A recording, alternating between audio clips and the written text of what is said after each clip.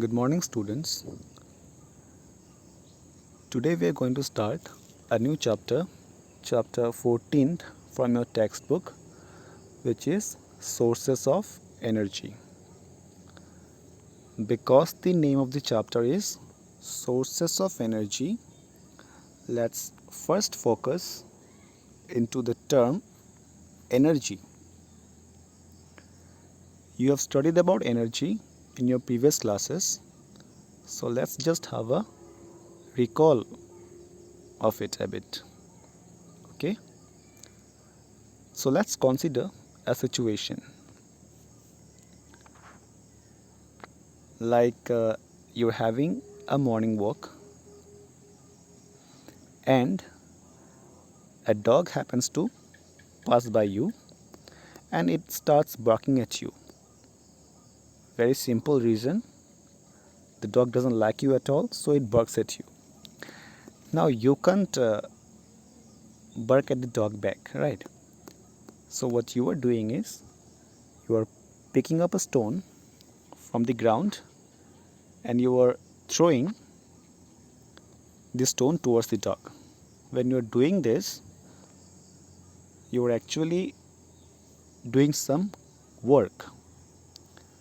How are you able to do this work? Because you have the capacity of doing this work, right? How are you having this capacity of doing this work? Because you have energy inside you. So energy is the capacity of doing some work. In this case, uh, we are talking about chemical energy. Now if you ask how is that? Because when we eat food, when we digest it, absorb it and assimilate it, the chemical energy which is stored in the food gets stored in our body in the form of ATP. And when we are doing a work, when we are doing some work, we are using this ATP. So in this example we talked about chemical energy. But energy is available not in the form of chemical energy itself, but there are different forms of energy like electrical energy, light energy, sound energy, heat energy, thermal energy, almost same, mechanical energy. It's of different types. So now let's see the uses of all these energies.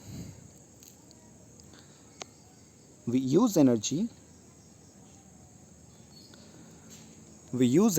for cooking our food, to run vehicles, to run machines in factories, in power plants, and also to drive the appliances used in our daily life.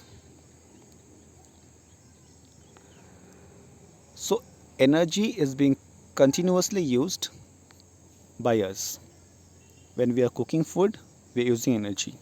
When we are driving our vehicles, cars, bikes and all this, we are also using energy from petrol, diesel, etc. And the big machines in industries and factories, they are also being used with the help of energy only. And if you think about all the electrical appliances which you use which we use at your houses, there also we are using energy in the form of electrical energy. So energy is very much essential for our survival in this world. Without energy, all our activities will come to a stop. We just can't even think about this world for a minute without energy. We cannot do any activity without energy.